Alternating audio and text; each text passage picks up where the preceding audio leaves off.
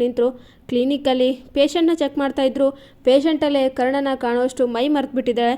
ಇತ್ತ ಶಾಂತಿ ಅಜ್ಜಿ ನಿತ್ಯಗೆ ಕಾಲ್ ಮಾಡಿಬಿಟ್ಟು ಆದಷ್ಟು ಬೇಗ ನಮ್ಮ ನಿಧಿಗೆ ಒಳ್ಳೆ ಹುಡುಗನ ಹುಡುಕಬೇಕು. ಅವಳ ಜೀವನ ಈಗ ಆಲ್ರೆಡಿ ತುಂಬಾ ಏರುಪೇರು ನೋಡಿಬಿಟ್ಟಿದ್ದಾಳೆ. ಇದು ಸರಿಯಾದ ಸಮಯ ಅವಳಿಗೆ ಮದುವೆ ಮಾಡೋಕ್ಕೆ ಅಂದ್ಬಿಟ್ಟು ಅಂತಾರೆ. ಆಗ ನಿತ್ಯ, ಹೌದು ಶಾಂತಿ, ನೀನು ಕರೆಕ್ಟಾಗೇ ಹೇಳ್ತಾ ಇದೆಯಾ. ಇಷ್ಟು ದಿನ ಅವಳ ಕೆರಿಯರ್ ಬಗ್ಗೆ ಯೋಚನೆ ಮಾಡ್ತಿದ್ವಿ. ಈಗ ಅದು ಸೆಟ್ಲಾಗಿದೆ. ಈಗ ಅವಳಿಗೆ ಕೂಡ ಒಂದು ಒಳ್ಳೆ ಲೈಫ್ ಪಾರ್ಟ್ನರ್ ಬೇಕು ಅಂದ್ಬಿಟ್ಟು ಅಂತ ಇದ್ದರೆ, ಹೌದು, ಅದು ನಮ್ಮ ಕರ್ಣ ಥರನೇ ಇರಬೇಕು. ನಮ್ಮ ಕರ್ಣ ಎಷ್ಟು ಒಳ್ಳೆಯವನು, ಅವನ ಥರನೇ ಹುಡುಗ ಸಿಕ್ಬಿಟ್ರೆ ಅವಳ ಜೀವನ ಕೂಡ ಸರಿ ಹೋಗ್ಬಿಡುತ್ತೆ ಅಂತಂದ್ಬಿಟ್ಟು ಅಜ್ಜಿ ಅಂತಾರೆ. ಅದು ಸರಿನೇ, ನೀವೇನೂ ತಲೆ ಕೆಡಿಸ್ಕೊಬಿಡಿ, ನನಗೆ ಆ ಜವಾಬ್ದಾರಿನೇ ಬಿಡಿ, ನಾನು ಅದನ್ನು ನೋಡ್ಕೊಳ್ತೀನಿ ಅಂತಂದ್ಬಿಟ್ಟು ಅಂತ ಇರ್ತಾಳೆ. ಇಲ್ಲಿ ನಿತ್ಯ, ಸರಿ ಕಣೆ, ಲಚ್ಚಿಗೂ ಹೇಳ್ಬಿಡು ಆಯಿತಾ ಅಂತಂದ್ಬಿಟ್ಟು ಫೋನ್ ಕಟ್ ಮಾಡ್ತಾರೆ. ಇನ್ನು ಇತ್ತ ಕಡೆ ನಿಧಿನ ನೋಡಬೇಕು ಅಂದ್ಬಿಟ್ಟು ಕರ್ಣ ತುಂಬ ಪ್ರೀತಿಯಿಂದ ಇತ್ತ ಕಡೆ ಬರ್ತಾ ಇರ್ತಾನೆ. ಆಗ ನಿಧಿ, ನಾನು ಏನೆಲ್ಲ ಜೀವನದಲ್ಲಿ ಕಷ್ಟ ಬಿದ್ದಿದ್ದೀನಿ, ಬೇರೆಯವ್ರಿಗೋಸ್ಕರ ಎಷ್ಟೆಲ್ಲ ತ್ಯಾಗ ಮಾಡಿದ್ದೀನಿ, ಇನ್ನೊಬ್ರು ಕಷ್ಟ ಅಂದಾಗ ನಾನು ಕೈ ಚಾಚಿದ್ದೀನಿ, ಆದರೆ ನನ್ನ ಕಷ್ಟಕ್ಕೆ ಯಾರೂ ಬಂದಿಲ್ಲ. ನನ್ನ ಪ್ರೀತಿ ಯಾವುದೇ ಕಾರಣಕ್ಕೂ ಸುಳ್ಳಲ್ಲ, ನಿನ್ನ ಬಿಟ್ಕೊಡೋ ಬೇರೆ ಮಾತೇ ಇಲ್ಲ, ನೀನು ನನಗೆ ಬೇಕೇ ಬೇಕು ಅಂತಂದ್ಬಿಟ್ಟು ಇಲ್ಲಿ ಕರ್ಣ ಅಂತ ಇರ್ತಾನೆ. ಇನ್ನು ಇತ್ತ ಕಡೆ ಈ ಒಂದು ಕರ್ಣ ನಿಧಿ ಹಾಸ್ಪಿಟಲ್ಗೆ ಬರ್ತಾನೆ. ನಿಧಿ ಮನೆ ಒಳಗಡೆ ಹೋಗಬೇಕು ಅಂತ ಕರ್ಣ ಅಂದ್ಕೊಳ್ತಾನೆ. ಆಗ ಶಾಂತಿ ಅಜ್ಜಿ ಇರೋ ಮಾತು ನೆನಪಾಗುತ್ತೆ, ಮನೆ ಒಳಗಡೆ ಯಾವುದೇ ಕಾರಣಕ್ಕೂ ಬರಬೇಡ ಅಂದ್ಬಿದ್ದು. ಇದರಿಂದಾಗಿ ಕರ್ಣ ಸೈಲೆಂಟ್ ಆಗಿಬಿಟ್ಟು ನಿಧಿ ಅಂದ್ಬಿಟ್ಟು ಹಾಸ್ಪಿಟಲಲ್ಲಿ ಕರೀತಾನೆ. ಇದರಿಂದ ನಿಧಿ ಪೇಷಂಟ್ನ ಚೆಕ್ ಮಾಡ್ತಾ ಇರ್ತಾರೆ. ಸರ್ ಅಂತಂದ್ಬಿಟ್ಟು ಹೊರಗಡೆ ಬರ್ತಾಳೆ. ಆದರೆ ಕರ್ಣ ಹೋಗಿ ಬಚ್ಚಿಕೊಂಡ್ಬಿಡ್ತಾನೆ. ಸುತ್ತಮುತ್ತ ನೋಡಿದ್ರು ನಿಧಿಗೆ ಕರ್ಣ ಕಾಣಿಸಲ್ಲ. ಇದೆಲ್ಲ ನನ್ನ ಭ್ರಮೆ ಇರಬೇಕು. ಕರ್ಣ ಸರ್, ಏನು ಸರ್ ಇದು, ನಿಮ್ಮ ಮೈಯಲ್ಲೇ ಮರ್ತೋಗ್ಬಿಟ್ಟಿದ್ದೀನಿ, ಬರೀ ನಿಮ್ಮದೇ ಧ್ಯಾನ. ಕೃಷ್ಣ, ನೀನಾದರೂ ಅರ್ಥ ಮಾಡ್ಕೊ. ಕರ್ಣ ಸರ್ ಇಲ್ಲಿ ಬರೋ ಥರ ಆಗಿದ್ರೆ ಎಷ್ಟು ಚೆನ್ನಾಗಿರೋದು. ನಿಧಿ, ಈಗಾದರೂ ನೀನು ಕೆಲಸದ ಬಗ್ಗೆ ಫೋಕಸ್ ಮಾಡು ಅಂತಂದ್ಬಿಟ್ಟು ಇಲ್ಲಿ ನಿಧಿ ಒಳಗಡೆ ಹೋಗ್ತಾಳೆ. ನನ್ನಿಂದ ನಿಮ್ಮ ಕೆರಿಯರ್ಗೆ ತೊಂದರೆ ಆಗಬಾರ್ದು, ನಿಮ್ಮ ಕೆಲಸಕ್ಕೂ ತೊಂದರೆ ಆಗಬಾರ್ದು, ನಿಮ್ಮ ಕೆಲಸ ನೀವು ಮಾಡ್ಕೊಳ್ಳಿ, ನಾನು ಆದಷ್ಟು ಬೇಗ ನಿನ್ನ ಒಂದು ಮಾಡೇ ಮಾಡ್ಕೊಳ್ತೀನಿ ಅಂದ್ಬಿಟ್ಟು ಕರ್ಣ ಅಂದ್ಬಿಟ್ಟು ಅಲ್ಲಿಂದ ಹೊರಟೋಗ್ತಾರೆ. ಇಲ್ಲಿ ನಿಧಿ ಪೇಷಂಟ್ನ ಚೆಕ್ ಮಾಡ್ತಾ ಇರ್ತಾಳೆ.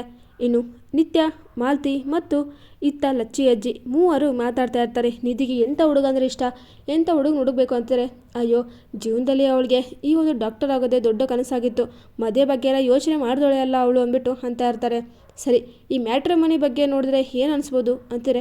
ಅಯ್ಯೋ, ಅವೆಲ್ಲ ನಂಬಕ್ಕೆ ಆಗ್ತಾಯಿಲ್ಲ ನನಗೆ ಅಂದ್ಬಿಟ್ಟು ನಿತ್ಯ ಅಂತಾಳೆ. ಹೌದು, ಅಲ್ಲಿ ಫೋಟೋದಲ್ಲಿ ಒಂಥರ ಕಾಣಿಸ್ತಾರೆ, ಎದುರಿಗೆ ಬಂದರೆ ಇವರೇನಪ್ಪ ಅಂತ ಹೇಳೋಕ್ಕೆ ನಮಗೆ ಕಷ್ಟ ಆಗಿಬಿಡುತ್ತೆ ಅಂತ ಮಾಲತಿ ಅಂತಾಳೆ. ಅದು ಸರಿನೇ ಅನ್ನೋ, ಈ ಎ ಬಂದಿದೆಯಲ್ವ, ಮುಖನ ಬೆಳ್ಳಗೆ ಮಾಡಿಬಿಡುತ್ತೆ ಅಂತಿದ್ರೆ. ಹೌದು, ನಮ್ಮ ರಿಲೇಟಿವ್ಸು ಸಂಬಂಧಿಕರಲ್ಲಿ ಮತ್ತು ಕೊಲೀಗ್ಸಲ್ಲಿ ನೋಡಿದ್ರೆ ತುಂಬ ಚೆನ್ನಾಗಿರುತ್ತೆ ಅಲ್ವಾ ಅಂದ್ಬಿಟ್ಟು ಇಲ್ಲಿ ಅಂತ ಇರ್ತಾರೆ ನಿತ್ಯ. ಸರಿ ಆಗುತ್ತೆ, ಅದರಲ್ಲೇ ನೋಡೋಣ, ಒಳ್ಳೆ ಹುಡುಗ, ಒಳ್ಳೆ ಚೆನ್ನಾಗಿ ಕೆಲಸ ಎಲ್ಲ ಇರಬೇಕು ಅಂತಂದ್ಬಿಟ್ಟು ಅಂತ ಇರ್ತಾರೆ ಅಜ್ಜಿ. ಆಗ ರಮೇಶ್ ಅಲ್ಲಿ ಬಂದ್ಬಿಟ್ಟು ಏನು ನಡೆಸ್ತಾ ಇದ್ರೆ ಇಲ್ಲಿ ಅಂದ್ಬಿಟ್ಟು ಕೇಳ್ತಾರೆ.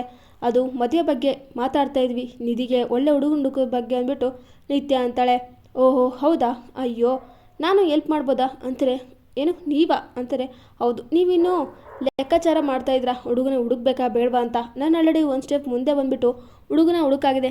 ಆಗಲೇ 4-5 ಪ್ರೊಫೈಲ್ಸ್ ಬಂದಿದ್ವೆ, ಒಂದು ಅಮೇರಿಕಾ ಮತ್ತು ಇಂಗ್ಲೆಂಡ್, ಬ್ರಿಟನ್ ಅಂತಂದ್ಬಿಟ್ಟು ತುಂಬಾ ಒಳ್ಳೊಳ್ಳೆ ಹುಡುಗರು, ಜೀವನದಲ್ಲಿ ಆಲ್ರೆಡಿ ಸೆಟ್ಲಾಗಿದ್ದಾರೆ, ಸ್ವಂತ ಮನೆ ಆಸ್ತಿ ಅಂತ ಮಾಡ್ಕೊಂಡಿದ್ದಾರೆ, ನಿಧಿಗೆ ಒಳ್ಳೆ ಪರ್ಫೆಕ್ಟ್ ಜೋಡಿ ಅಂದ್ಬಿಟ್ಟು ಅಂತಾರೆ. ಏನೋ ನಿಜನಾ ರಮೇಶ್, ನೀನೇ ಕೆಲಸ ತೊಗೊಂಡಿದ್ದಂದರೆ ಪರ್ಫೆಕ್ಟಾಗೇ ಆಗುತ್ತೆ, ನಾವು ಇದ್ರ ಬಗ್ಗೆ ತಲೆನೇ ಕಟ್ಸ್ಕೊಳ್ಳೋಲ್ಲ ಬಿಡು ಅಂದ್ಬಿಟ್ಟು ಅಂತ ಇರ್ತಾರೆ. ಅದು ಸರಿನೇ ಅನ್ನೋ ಅಂತಂದ್ಬಿಟ್ಟು ಎಲ್ಲರೂ ಕೂಡ ಮಾತಾಡ್ತಾ ಇರ್ತಾರೆ. ಇಲ್ಲಿ ನಿಧಿ ಜೀವನದಲ್ಲಿ ಬಿರುಗಾಳ ಎಬ್ಸೋಕ್ಕೆ ರಮೇಶ್ ಮತ್ತೆ ಮಾಸ್ಟರ್ ಪ್ಲಾನ್ ಮಾಡ್ತಾನೆ. ಅದುವೇ ಇಲ್ಲಿ ಇಲ್ಲಿ ನಿಧಿ ಮನೇಲಿ ಬುಕ್ಸ್ ಓದ್ತಾ ಇರ್ತಾಳೆ. ಆಗ ಡೋರ್ ಬಡಿತಾರೆ. 4-5 ಜನ ಆಫೀಸರ್ ಬಂದಿರ್ತಾರೆ. ಏನಾಗಿದೆ ಅವ್ರಿಗೆ, ಬೆಲ್ಲಿದ್ರು ಡೋರ್ ಬಡಿತಾರೆ ಅಂದ್ಬಿಟ್ಟು ಬಂದು ಯಾರು ನೀವು ಅಂತ ಕೇಳ್ತಾರೆ. ಮೊದಲು ಈ ಮನೆ ಸೀಸ್ ಮಾಡೋಕೆ ಬಂದಿದ್ವಿ, ಮೊದಲು ಈ ಮನೆನ ಬಿಡಿಸ್ಬೇಕು ಅಂದ್ಬಿಟ್ಟು ಅಂತಾರೆ. ಯಾಕೆ ಸರ್ ಏನಾಯಿತು, ಇದು ನಮ್ಮ ಮನೆ ಅಂತಿದ್ರೆ, ಇಲ್ಲ ಈ ಮನೆ ಅಕ್ರಮವಾಗಿ ಕಟ್ಟಿಸಿದ್ದಾರೆ, ಈ ಮನೆ ಈಗ ಬಿಡಿಸ್ಲೇಬೇಕು ಅಂತಿದ್ರೆ, ಇಲ್ಲ ನೀವು ತಪ್ಪಾಗಿ ಅರ್ಥ ಮಾಡ್ಕೊಂಡಿದ್ದೀರಾ, ಇದು ಯಾವುದೇ ಕಾರಣಕ್ಕೂ ಲೀಗಲ್ ಆಗಿ ತೊಗೊಂಡಿದ್ವಿ ನಾವು ಅಂದ್ಬಿಟ್ಟು ನಿಧಿ ಹಠ ಮಾಡ್ತಿದ್ರೆ, ಬೇಕಿದ್ರೆ ಡಾಕ್ಯುಮೆಂಟ್ಸ್ ನೋಡಿ ಅಂದ್ಬಿಟ್ಟು ತೋರಿಸ್ತಾರೆ. ಅದು ನೋಡಿ ನಿಧಿಗೆ ಶಾಕ್ ಆಗುತ್ತೆ. ಏನು ಮಾಡೋದು ಅಂತಿದ್ರೆ ಶಾಂತಿ ಅಜ್ಜಿ ಏನೇ ಮಾಡೋದು ಈಗ ಅಂದ್ಬಿಟ್ಟು ಕೇಳ್ತಾಳೆ. ಸಮಾಧಾನ ಮಾಡ್ಕೋ ಅಜ್ಜಿ, ಟೆನ್ಷನ್ ತೊಗೊಂಡ್ರೆ ಏನೂ ಆಗಲ್ಲ, ನಮಗೆ ಸ್ವಲ್ಪ ಟೈಮ್ ಕೊಡಿ, ಅಂಕಲ್ಗೆ ಕಾಲ್ ಮಾಡ್ತೀನಿ ಅಂದ್ಬಿಟ್ಟು ರಮೇಶ್ ಅಂಕಲ್ಗೆ ಕಾಲ್ ಮಾಡ್ತೀನಿ ಅಂದ್ಬಿಟ್ಟು ನಿಧಿ ಕಾಲ್ ಮಾಡ್ತಾ ಇರ್ತಾಳೆ.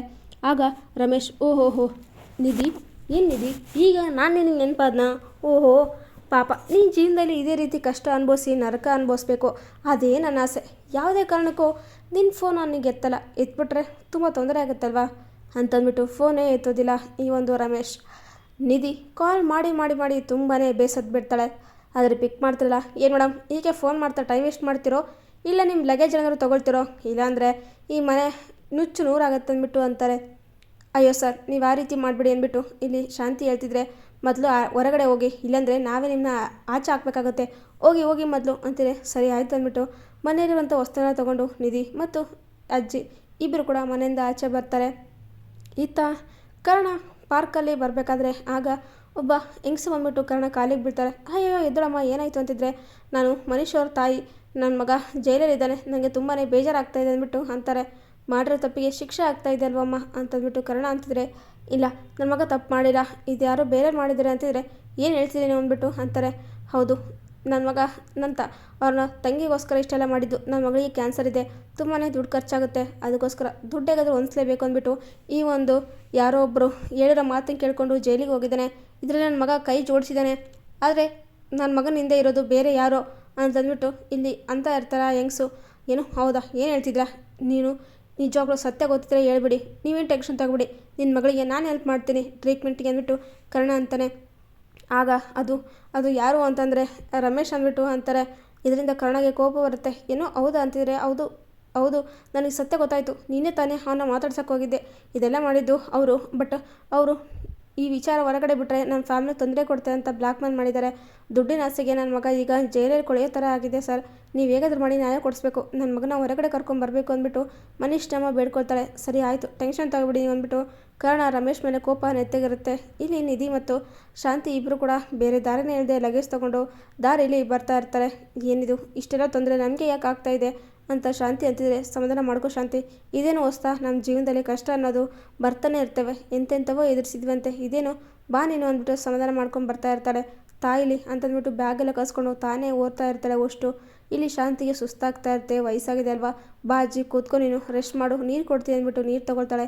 ಬಾಟಲ್ ಖಾಲಿ ಆಗಿರುತ್ತೆ. ಅಯ್ಯೋ ಇಲ್ಲೇ ಕೂತ್ಕೋ, ಪಕ್ಕದ ಅಂಗಡಿಯಲ್ಲಿ ನೀರು ತೊಗೊಂಬರ್ತೀನಿ ಅಂತೀರೆ. ಅಯ್ಯೋ ಬೇಡ ಕಣೆ, ಒಬ್ಬಳೇ ಹೋಗ್ತೀಯ ಅಂತೀರೆ. ನಾನೇನೇ ಚಿಕ್ಕೋಳ, ಸುಮ್ಮನೆ ಇರು ಅಜ್ಜಿ, ನೀನು ತಲೆ ಕಟ್ಸ್ಕೊಬೇಡ, ಹೋಗಿ ವಾಟರ್ ತರ್ತೆ ಅಂದ್ಬಿಟ್ಟು ಅಲ್ಲಿಂದ ನಿಧಿ ಹೋಗ್ತಾಯಿದ್ರೆ ಅಷ್ಟರಲ್ಲಿ ರೌಡಿಗಳು ಬಂದು ಇಲ್ಲಿ ಕಿಡ್ನಾಪ್ ಮಾಡ್ಕೊಂಡು ಹೋಗ್ಬಿಡ್ತಾರೆ. ಅಲ್ಲಿಂದ ಕಿಡ್ನಾಪ್ ಮಾಡ್ಕೊಂಡು ಹೋಗಿ ನೋಡಿ ಶಾಕ್ ಆಗುತ್ತೆ. ಯಾರೋ ನೀವು ಯಾರೋ ಅಂದ್ಬಿಟ್ಟು ಇಲ್ಲಿ ಕೂಗಾಡ್ತಾ ಇರ್ತಾರೆ. ರಮೇಶ್ ನಾನು ಅಂದ್ಕೊಂಡಂಗೆ ಎಲ್ಲ ಥರ ಆಗ್ತಿದೆ ಅಂದ್ಬಿಟ್ಟು ಖುಷಿಯಿಂದ ಹೋಗ್ತಾಯಿದ್ರೆ, ಅಣ್ಣ ನೀನೇನು ಮಾಡ್ತಿದ್ಯೋ, ನೀನೇನು ಮಾಡ್ತಿದ್ದೆ ಅಂತ ನನಗೆ ಗೊತ್ತಾಗ್ತಿರ್ಬೋದು, ಆದರೆ ಅದರಿಂದ ನನಗೇನು ಯೂಸ್ ಆಗ್ತಿಲ್ಲ, ನನ್ನ ಪ್ಲ್ಯಾನೇ ಬೇರೆ ಇದೆ, ನಿನ್ನ ಸರ್ವನಾಶ ಮಾಡೋಕ್ಕೆ ನನ್ನಿಂದನೇ ಸಾಧ್ಯ, ನಿನ್ನ ಸರ್ವನಾಶ ಮಾಡೇ ಮಾಡ್ತೀನಿ ಅಂದ್ಬಿಟ್ಟು ಇಲ್ಲಿ ಅಂತ ಇರ್ತಾರೆ ನಯನತಾರ. ಇನ್ನು ಕಿಡ್ನಾಪ್ ಮಾಡಿರ್ತಾರೆ ನಿಧಿನ ಮತ್ತು ಶಾಂತಿನ. ಯಾರೋ ನೀವು, ಬಿಡ್ರೋ ನಮ್ಮನ್ನ ಬಿಟ್ಬಿಡೋ, ಏನೋ ಬೇಕು ನಿಮಗೆ ಅಂದ್ಬಿಟ್ಟು ನಿಧಿ ಅಂತಿದ್ರೆ, ಏಯ್ ಬಚ್ಚ ಬಾಯಿ ಅಂದ್ಬಿಟ್ಟು ಬೈತಾ ಇದ್ರೆ, ಏಯ್ ಯಾಕಪ್ಪ ಈ ರೀತಿ ನಮಗೆ ತೊಂದರೆ ಕೊಡ್ತಾ ಇದೆ ಅಂದ್ಬಿಟ್ಟು ಶಾಂತಿ ಅಂತಾಳೆ. ಸುಮ್ಮನಿದ್ದ ಸರಿ, ಇಲ್ಲಾಂದರೆ ಈ ಮುದ್ದಿ ಹುಡುಗಿನೇ ಎತ್ತಾಕ್ಬಿಡ್ತೀನಿ ಅಂದ್ಬಿಟ್ಟು ರೌಡಿ ಅಂತಿದ್ರೆ, ಆಗ ಅಲ್ಲಿಗೆ ಕರ್ಣ ಬರ್ತಾನೆ. ಕರ್ಣ ಬಂದ್ಬಿಟ್ಟು ಇಲ್ಲಿ ರೌಡ್ಗಳಿಗೆ ಮುಗ ಬಾರಿಸ್ತಾನೆ. ಕರ್ಣ ಸರ್ ಅಂದ್ಬಿಟ್ಟು ನಿಧಿ ಖುಷಿ ಆಗ್ತಾಳೆ. ಫೈನಲಿ ಕರ್ಣ ಇಲ್ಲಿ ಅಜ್ಜಿನ ಮತ್ತು ನಿಧಿನ ಕಾಪಾಡ್ತಾನೆ. ಇದರಿಂದ ತುಂಬಾ ಖುಷಿ ಆಗ್ಬಿಡುತ್ತೆ ಇಲ್ಲಿ ನಿಧಿಗೆ. ಇನ್ನು ಇತ್ತ ಕಡೆ ರಮೇಶ್ನ ಕುತಂತ್ರ ಎಲ್ಲರೂ ಕೂಡ ಬಯಲು ಮಾಡ್ತಾರೆ. ಇದರಿಂದ ಕರ್ಣಗೆ ಕೋಪ ಬರುತ್ತೆ. ಇದೆಲ್ಲ ಮಾಡ್ತಿರೋದು ನೀವೇ ಅಂತ ಗೊತ್ತಾಯ್ತು ಅಂದ್ಬಿಟ್ಟು ಕರ್ಣ ಇಲ್ಲಿ ರಮೇಶ್ನ ಕರ್ಕೊಂಬರ್ತಾನೆ. ರಮೇಶ್ನ ಕಾರಲ್ಲಿ ಕರ್ಕೊಂಬರ್ತಾ ಇರ್ತಾನೆ. ಯಾಕೋ ಎಲ್ಲಿಗೋ ಹೋಗ್ತಾ ಇದ್ವಿ ಅಂತಿದ್ರೆ, ಸಾಕು ರಮೇಶ್ ವಶಿಷ್ಠ, ನಿಮ್ಮ ಮಕ್ಕಳೆಲ್ಲ ಬಯಲಾಗಿದೆ, ಈ ಮದುವೆ ಮುರಿದು ಬೀಳಿದ್ದು ನೀವೇ ಕಾರಣ, ತೇಜಸ್ನ ಕೆಟ್ಟೊಂದು ಮಾಡಿದ್ರಿ, ಅವ್ರ ಮನೇನ ಸುಟ್ಟಾಕಿದ್ರಿ, ನಿತ್ಯನ ಇಬ್ಬರಿಗೆ ನರಕ ತೋರಿಸೋ ಥರ ಮಾಡಿದ್ರೆ, ಈಗ ನನ್ನಿಂದ ನಿಧಿನ ದೂರ ಮಾಡ್ತಾಯಿದ್ರ, ಅದು ಬೆಳೆದೆ ಮನುಷ್ಯನ ಕೂಡ ಜೈಲಿಗೆ ಹೋಗೋ ಥರ ಮಾಡಿದ್ದು ನೀವೇ, ಇದರಿಂದ ಕೈಬಡಲ್ಲ ನಿಮ್ಮದೆ, ನಿಮ್ಮ ಮುಕ್ಕಳೆಲ್ಲ ಬಯಲಾಗಿದೆ, ಇನ್ನು ಮುಂದೆ ನಾನು ಆಡ್ತಾ ಇರ್ತೀನಿ, ನೀನು ನೋಡ್ತಾ ಇರಬೇಕು ಅಷ್ಟೇ, ನಾನು ಆಡಿಸ್ದಂಗೆ ನೀನು ಕುಣಿತಾ ಇರಬೇಕು ಅಂತಂದ್ಬಿಟ್ಟು ಇಲ್ಲಿ ಕರ್ಣ ಅಂತಿದ್ರೆ ರಮೇಶ್ಗೆ ಶಾಕ್ ಆಗುತ್ತೆ. ಇನ್ನು ಇತ್ತ ಕಡೆ ಕರ್ಣ ರಮೇಶ್ನ ಕರ್ಕೊಂಡು ಕಾರಲ್ಲಿ ಬರ್ತಾಯಿದ್ರೆ ಕೆಳಗಡೆ ಇಳಿ ಅಂದ್ಬಿಟ್ಟು ಅಂತಾರೆ. ಅಯ್ಯೋ ಮಳೆ ಬರ್ತಾಯಿದೆ ಯಾಕೋ ಅಂತಿದ್ರೆ, ಸುಮ್ಮನೆ ಕೆಳಗಿಳಿ, ಕಾರು ಸರಿಗಿಲ್ಲ, ದಾರಿ ಚೆನ್ನಾಗಿಲ್ಲ ಅಂದ್ಬಿಟ್ಟು ರಮೇಶ್ನ ಕೆಳಗಿಳಿಸ್ತಾನೆ ಕರ್ಣ. ಇದರಿಂದ ಮಳೆಯಲ್ಲಿ ತುಂಬಾ ನೆನೀತಾ ಇರ್ತಾನೆ ರಮೇಶ್. ಫುಲ್ ಚಳಿ ಆಗ್ತಾ ಇರುತ್ತೆ. ಇನ್ನು ಕರ್ಣ ಆರಾಮಾಗಿ ಕಾರಲ್ಲಿ ಹೋಗ್ತಾ ಇರ್ತಾನೆ. ಮತ್ತೆ ಹೋಗಿ ಕಾರ್ ಬರುತ್ತೆ. ಇದರಿಂದ ಮತ್ತೆ ವಾಪಸ್ ಬಂದಲ್ಲ ಇದೇ ದಾರಿಲಿ, ಹಾಗೇನೋ ದಾರಿ ಸರಿಗಿಲ್ಲ ಅಂತಾರೆ.